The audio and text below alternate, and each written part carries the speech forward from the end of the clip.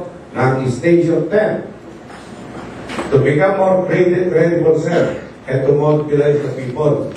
Meron ko ba na iisip na isang programa sa ilalim ng iyong impilan o ng iyong istasyon upang mapalakas pa ang relasyon ng taong bayan at ng polisya?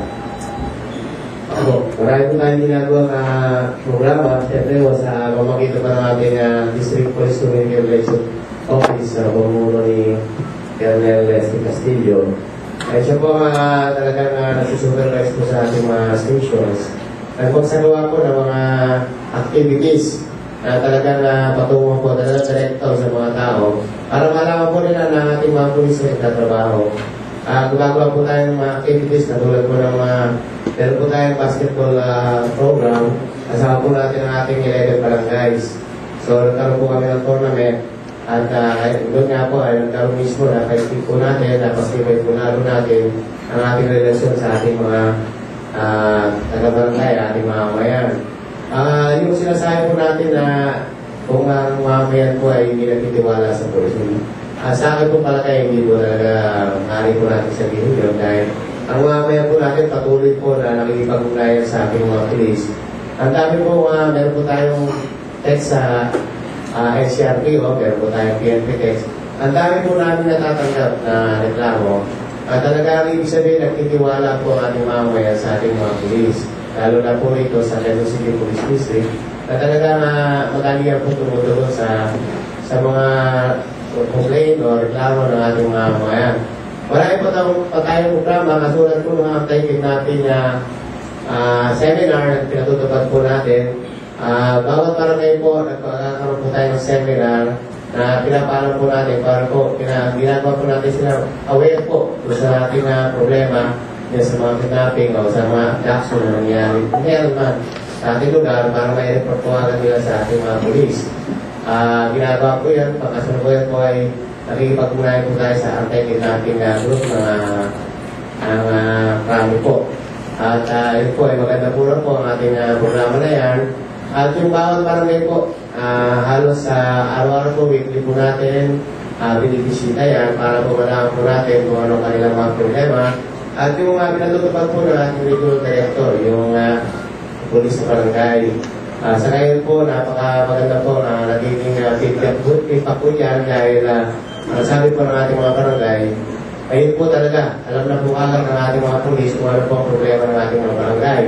Yung pulis po mismo, direkta po na po sa ating barangay at kung ano pong problema o reklamo ng ating barangay o ang kanyang nasasabukan ay nalalaman na po agad ng ating mga pulis o station na sa atin po. Sumasama po ba ang pulisya, halimbawa ang istasyon ninyo, sa clearing ng mga nakasasagabal sa kalsada? Opo, kasama po yan. Kasi yung po nagtitiwa po natin na natutupad po ng inyong istasyon? Opo, yun po kung meron po magiging problema po, siguro minsan mabalik po natin na kipiling na yung instruction.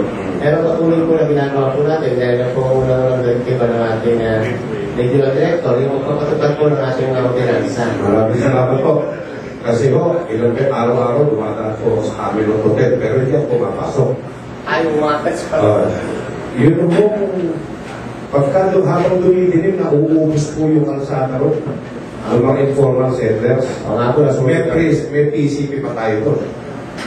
Totoo po yan, yung PCP natin yan, hindi na po talaga activated yung PCP na yun.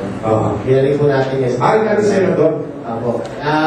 Meron po yan, may outpost na po tayo dyan. Dahil po sa area na yun, medyo malapit po sa school. Kasi okay ako, pinasign yung PCP doon eh. Sa halip na inisin yung ano eh, kasi tumigil na nga yung mga tao, nakikainuman pa nila. Marami ako, nagkaroon po ng sulok yan. Sulok po yung squatter area sa Bayoran na medyo lalo po siguro district dahil po yan, mahal naman yan. Pero sa yung karating sa akin ngayon, siyempre gagawin po natin ang nagkakaroon. Maraming salamat po. Colonel Pranado, sir, magandang umaga po. Kumusta po sa inyong istasyon? Magandang umaga po sa inyo lahat. Bali sa akin pong experience, pangatlong istasyon na po at yung aking strategy, yung pa rin po bumababa po tayo sa komunidad. Kung inyong mapansin po yung ating Batasan Police Station, ay napakalaki po. Humigit po lang 30 square kilometer. So yung ating mga mayan dyan, humigit po lang 1.6 million. So nararamdaman din nila, alam din nila na napakalaki nung pinapanyan ng Batasan. Pero tuwan-tuwa po sila pagka nararating po natin sila. Yun po, ayun ang pinakamagandang estratehiya namin na ginagawa namin sa Batasan.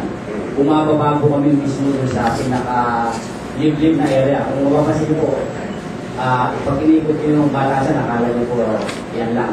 Pero may mga area po po yan na talagang hindi makasok ng pulis natin. Malaki talaga eh. Halimbawa po yung Sitio Bacan. So, napuntahan po natin yan. Nakapaba kayo doon? Opo. Nakalabas kayo ng buwan? Hindi ito ha? Nakakuha po tayo, naka-organize po tayo doon dahil yung karamihan po doon, yung mga marami dito, mga babae po eh. So nakapag-ugnayan tayo doon. At nagkaroon tayo ng direct contact sa mamamayan. So pagka meron silang mga problema, mga solusyon, direkta po, nagkakaroon kami ng link sa kanila. Okay. So, pero pagka sinundan yung sinabi yun, maraming babae doon. Tapos sinundan yun, nagkakaroon po kami ng direct contact. Di ba atin yun? Yun yung report niya. Ang dami yung babae, mga babae. communication po, communication. Communication nga. Pero totoo yun.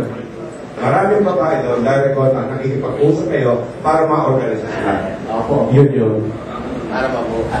Napaka-effective po nung nararamdaman kayo ng tao. Kaya ang isa sa pinakamayaman ay ang inyong station. Mayaman sa mga sultak, mayaman sa sa lahat, droga, mayaman sa lahat ng pero ang nakakatakot nahanap na po kayo ni Didi? Napepenetrate niyo ba't nalalaman niyo sa pakipagnahin niyo sa mga barangay officials? Sino po sir yung Meron po, pagkakausap po sila po ng harapan, hindi sila magsasalita. Hindi sila nagsasabi ng totoo. Pero pagkakalikod natin, ayan po, nag-text na po sila, sinasabi nila. Si Nami po Wala pa. Anong pangalan ulit sir ng deputy ni sir? Nakukuha niyo. Ortizo sir. Sa dami po talaga, 1 million po yan. Tapos Sir, 10% po ang may Wala pa po sir si Captain Ortizo sir. kahit pa paano, Yes sir. maganda na yung account facility natin. Anong sasabihin ko po sir? Kami, nananalangin mo na masulpak na din lahat sila. Ang inyong po katabi, si Colonel Sir, ano yung conference niyo po sir? Fiesta. O, ito. Kaano mo si General Fiesta? Lahat Hindi nyo po ng kilala? site.